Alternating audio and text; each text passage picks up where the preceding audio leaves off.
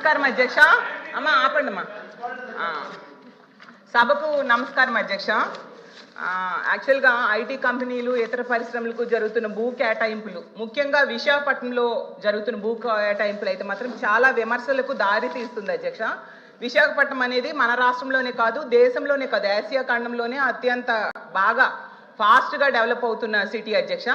అక్కడ రూపాయికి కనీసం పప్పు బెల్లాలు రావు అధ్యక్ష, కనీసం శనగలు కూడా రావు అధ్యక్ష, రూపాయికి టీ కూడా వైజాగ్లో రాదు అధ్యక్ష. అలాంటిది వైజాగ్లో వందల వేల కోట్ల రూపాయల విలువైన భూముల్ని అయితే మాత్రం చాలా డెడ్ చీప్గా ఇచ్చేస్తూ ఉండే పరిస్థితి అయితే మనం చూస్తున్నాం అధ్యక్ష.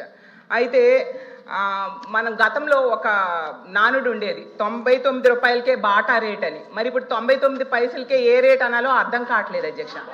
మన పాత రాజధాని హైదరాబాద్ తీసుకుంటే అధ్యక్ష, ఎకరా 150 కోట్లకి అక్కడ ఇస్తున్నారు అధ్యక్ష, ఇక్కడ మాత్రం ఎకరా 150 పైసలకే ఇస్తున్నారు అధ్యక్ష. మరి ఇందులో ఏంటి ప్రాబ్లమో నాకు అర్థం కావట్లేదు. అలాగే ఇంకా పునాది స్థాయిలో ఉన్న అమరావతిలో కూడా ఇస్తున్న భూముల ధరల కంటే మా విశాఖపట్నంలో ఇంకా తక్కువకి ఇస్తూ ఉన్న పరిస్థితి అధ్యక్ష.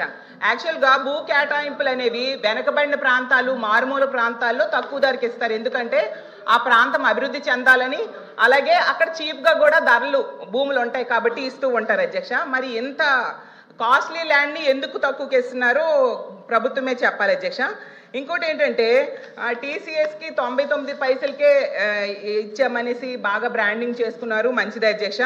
అయితే టీసీఎస్ అంతకి ఇవ్వాలని డిమాండ్ చేసిందా లేదా ప్రభుత్వమే ఆఫర్ చేసిందా తెలియదు కానీ అధ్యక్ష, ఐటీ కంపెనీలకు ఇస్తామని చెప్పి రియల్ ఎస్టేట్ కంపెనీలకు అయితే భూములు అత్యంత తక్కువ ధరలకైతే ఇచ్చేస్తున్నారు అధ్యక్ష.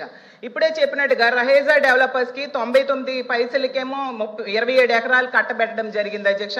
అలాగే అడ్రస్ లేని వర్సా కంపెనీకి డెడ్ చీప్గా 3,000 కోట్ల రూపాయల భూమిని కట్టబెట్టాలని ట్రై చేశారు అధ్యక్ష. మాట్లాడనివ్వండి మంత్రి గారు ప్లీజ్. వన్ సెకండ్ అధ్యక్ష, మళ్ళీ నేను ప్రశ్నిస్తున్నా. నేను 5 కంపెనీలని చెప్పాను అధ్యక్ష. 6వ కంపెనీ పేరు మేడం గారు